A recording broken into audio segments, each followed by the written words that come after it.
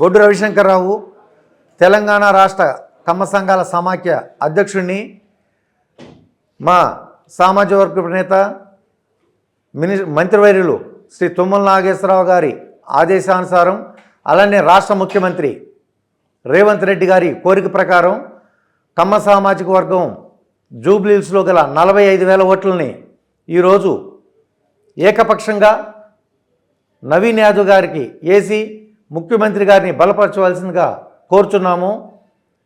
ఈ ఓటు నవీన్ యాదవ్కే ఎందుకు వేయాలి అని మీరు అడగవచ్చు. గత సంవత్సరం 53 రోజులు చంద్రబాబు నాయుడు గారు జైల్లో ఉన్నప్పుడు, పెద్ద ఎత్తున జంట నగరాల్లో యాజిటేషన్ మొదలైనప్పుడు మీ గొడవ ఏంటి, ఇక్కడ మీ పిచ్చి గొడవ ఏంటి, మీరు యాజిటేషన్ చేయదలుచుకుంటే రాజమండ్రి జైలు ముందు చేసుకోండి అన్నారు.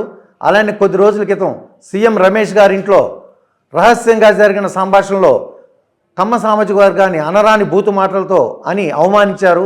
దీనికి ఎన్నోసార్లు నేను కేటీఆర్ గారికి చెప్పాను, ఇది అనుచితమైన వ్యాఖ్యలు చేస్తే మీ పార్టీకే దెబ్బ, మీకే దెబ్బ అని. కానీ ఆయన ఇంకా ఆ మూడ్లోనే ఉన్నారు. కావున రాష్ట్రంలో గల 25 లక్షల కమ్మ సామాజిక ఓట్లు మరి రాబోయే ఏ ఎలక్షన్లో అయినా మీకు ఎగనిస్ట్గా వేసి మీ చేత సారి చెప్పేవరికి మా ఉద్యమం ఆగదు. దయచేసి జూబ్లీహిల్స్లో గల కమ్మ సోదరిమణులందరికీ కూడా విజ్ఞప్తి, ఈ జరగబోయే ఎలక్షన్లో మన సామాజిక వర్గం ఓట్లు మొత్తం నవీన్ యాదవ్ గారికి వేసి సీఎం గారిని బలపరచవలసిందిగా కోరుచున్నాను. అలానే కమ్మ సామాజిక ఓట్లే కాకుండా బీసీల ఓట్లు, మన అభ్యర్థి బీసీ సామాజిక వర్గం చెందినవారు కాబట్టి, సౌమ్యుడు కాబట్టి అతనికి, మరియు దళిత సంఘాల ఓట్లు, మరియు ముస్లిం మైనార్టీ ఓట్లు, మరియు అగ్రవర్ణాల అన్ని ఓట్లు ఈ నవీన్ యాదవ్ గారికి వేసి అత్యధిక మెజార్టీతో గెలిచి మనం అంటే ఏంటో నిరూపించవలసిందిగా అందరికీ ఈ వీడియో ద్వారా విజ్ఞప్తి చేస్తున్నాను. అంటే కాంగ్రెస్ ప్రభుత్వం కొంచెం వ్యతిరేకత ఉందని చెప్తున్నారు కదండి, దానికి ఎలా చూసుకోవచ్చు? కాంగ్రెస్ ప్రభుత్వం పైన వ్యతిరేకత ఉన్నదని టీఆర్ఎస్ చేసిన గ్యాసిప్స్ మాత్రమే తప్పితే యాక్చువల్గా వ్యతిరేకత లేదు. ఆయన అన్ని అనుకున్న 6 పథకాలని అమలు జరుపుతున్నాడు. 6 పథకాలు కూడా సూపర్ హిట్ అయ్యి అన్ని ప్రజలు ఆస్వాదిస్తూ ఉన్నారు. అంటే సర్వేలో కాంగ్రెస్ ప్రభుత్వం ఓడిపోతుంది, బీఆర్ఎస్ ప్రభుత్వం గెలుస్తుందని చెప్తున్నారు కదా, ఆ సర్వే ప్రకారం మీరేం చెప్తారు? గత సర్వేలు కూడా ఆంధ్రప్రదేశ్లో చంద్రబాబు ఓడిపోతున్నారు, జగన్ గారు అత్యధిక సీట్లు సాధించబోతున్నారు అన్నారు. ఏమైంది? ఈ సర్వేలన్నీ 11 సీట్లతో సరిపెట్టుకోవాల్సి వచ్చింది. ఇదే జూబ్లీహిల్స్ ప్రజలందరికీ విజ్ఞప్తి, ఇప్పటికే ఈ 4 నెలల్లో 150 కోట్ల నిధులతో అన్ని పనులు చాలా వరకు చేశారు. ఈ ఎలక్షన్ అయిన వెంటనే 1000 కోట్లతో ఆల్రెడీ అందరితో సీఎం గారు ఆదేశించున్నారు. 1000 కోట్లతో డెవలప్మెంట్లు, గల్లీలో సిమెంట్ రోడ్లు, మరి కరెంటు పోల్స్ మీద ఉన్న తీగలు, ఒక్కొక్క కరెంటు పోల్ మీదే కొన్ని వందల వేల తీగలు వేలాడుతూ ఉన్నాయి.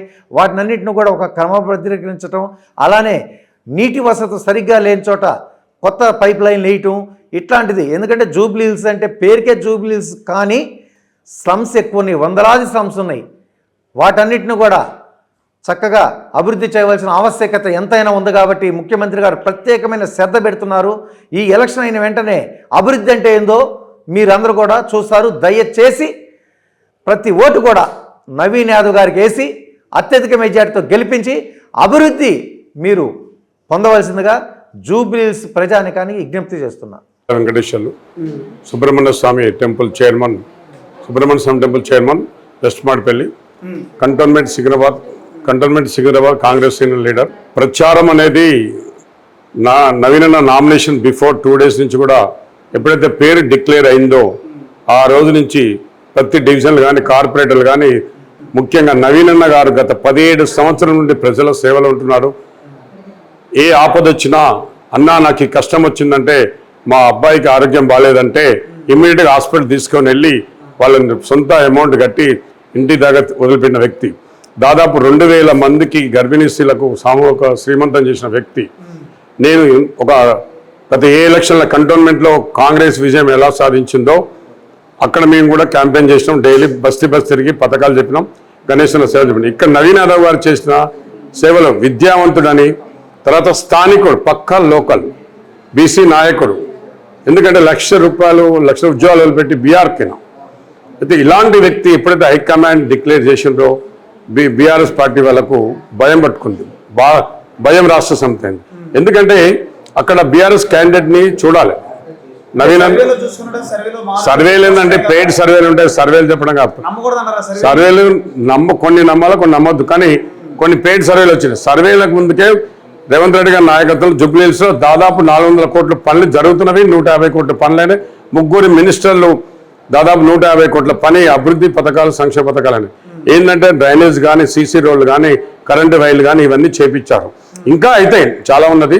కానీ వీళ్ళ ప్రజలే చెప్తున్నారు, మేము అపార్ట్మెంట్కి వాసులకు వెళ్ళాము, ఎడ్యుకేటర్ దగ్గరికి వెళ్ళాం, యూత్ దగ్గరికి వెళ్ళాం, మహిళల దగ్గర బస్తీకి మా దాదాపు 10 గంటలు ఉదయం సాయంత్రం కార్యకర్తలు, మంత్రులు, ముఖ్యమంత్రి కూడా రోడ్ షోలు చేశారు. బీఆర్ఎస్ వాళ్ళు ఏం చెప్తున్నారంటే ముఖ్యమంత్రి ఉప ఎన్నిక కూడా రోడ్ షో చేస్తున్నట్టే. రేవంత్ రెడ్డి గారు ప్రజల మనిషి అండి, ప్రజల దగ్గర పోతాడు, ప్రజాపాలన అయినా ఎక్కడికైనా పోతాడు విజయం కావాలన్నప్పుడు. కానీ మా ఇక్కడ లోకల్లో ఉన్నా కూడా బూత్ లెవెల్ ఏజెంట్లు కానీ, మహిళా నాయకులు కానీ, ప్రతి కార్పొరేటర్లు కానీ బస్తీ ఇంటింటి తిరిగి పథకాలు చెప్పి నవీన్ గురించి చెప్తున్నారు. మాకన్నా ముందే వాళ్ళు చెప్తున్నారు నవీన్ యాదవ్ గారు చేసిన సేవలు. అంటే దాదాపు 34,800 అబౌవ్ ఉందని ఇప్పుడు వచ్చింది. కానీ మాకు ఇంకా ప్లస్ పాయింట్ ఎక్కువైతుంది. ఇప్పుడు ఏంటంటే మాగంటి గోపీనాథ్ వాళ్ళు తల్లే చెప్తున్నది, నా కొడుకు చావు కారణం కేటీఆర్ ఆన్సర్ ఇవ్వాలని. ఇప్పుడు తల్లి చెప్తున్నారు, బయట చెప్తలేదు అండి. ఎవరైతే మా కాంగ్రెస్ కార్యకర్తలు చెప్తలేరు కదా. వాళ్ళ బీఆర్ఎస్ పార్టీ అంటే ఏం భారత రాష్ట్ర సమితి కాదు, అది భయం రాష్ట్ర సమితి. ఎందుకు ఎప్పుడైతే మా రేవంత్ రెడ్డి గారు కొట్టిన దెబ్బకు మైండ్ బ్లాక్ అయ్యి కేసీఆర్ గారు ఫామ్ హౌస్లో పండుకున్నాడు. మా రేవంత్ రెడ్డి గారు రమ్మంటున్నారు, అసెంబ్లీకి రా నీ అనుభవం చెప్పమంటున్నారు. ఆయన అసెంబ్లీకి రావట్లేడు, గజ్జలు పోవట్లేడు, ప్రజల మధ్య తిరుగుతలేడు. ఒకవైపు సొంత బిడ్డ మాజీ ముఖ్యమంత్రి కేసీఆర్ గారు బిడ్డ ఏమంటుంది, అవినీతి చేశారు హరీష్ రావు అని చెప్తున్నారు. సొంత బిడ్డ చెప్తున్నారు. ఇక్కడ మాజీ ముఖ్యమంత్రి గారు చేసే పనిలో బిడ్డ చెప్తుంది. ఇక్కడ కొడుకు కూడా రామారావు అని అన్నీ ఏం జరిగిన అవినీతి అని, కాళేశ్వరం జరిగిన అవినీతి తెలుసు. అప్పుల రాష్ట్రంలో రేవంత్ రెడ్డి గారు ఒకవైపు అభివృద్ధి సంక్షేమం తీసుకోబోతున్నారు. వడ్డీలు కడుతున్నాడు, ప్రభుత్వ జీతాలు ఇస్తున్నారు, దాదాపు 50,000-60,000 ఉద్యోగాలు ఇప్పించారు. జూబ్లీహిల్స్ ప్రజలకు చెప్పాల్సిన ముఖ్యంగా మాకన్నా ముందు వాళ్ళకి తెలుసు. యువ నాయకుడు ప్రజల మధ్యలో ఉంటుండండి. ఏ కష్టం వచ్చినా అపార్ట్మెంట్ వాళ్ళు చెప్తున్నారు, మాకు మిడ్ నైట్ కరెంట్ పోయిందన్నా అక్కడ స్పందించి పని చేపిస్తున్నాడు. యూత్ చెప్తున్నారు, ఇంకా ఇంతకంటే ఎక్కువ ఏం కావాలండి. ఆయన విద్యావేత్త, ప్రజల మధ్యన తిరుగుతాడు. ఆ బీఆర్ఎస్ క్యాండిడేట్ చూడండి, వాళ్ళ కుటుంబంతో గొడవ అవుతుంది. ఇప్పుడే మీరు చూస్తున్నారు, మొదటి భార్య రెండో భార్య అని.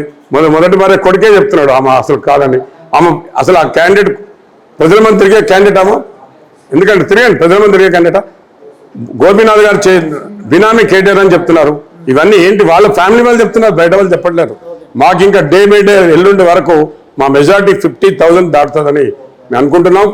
జూబ్లీహిల్స్ ప్రజలు చెప్తున్నారు, సామాన్య ప్రజల నుండి ఫిలిం స్టార్ వరకు ప్రతి వాళ్ళు నవీన్ అన్న విజయం అని చెప్తారు. చాలు మాకు. ప్రజల మధ్య నాయకుడు ఎప్పుడు గెలుస్తాడు.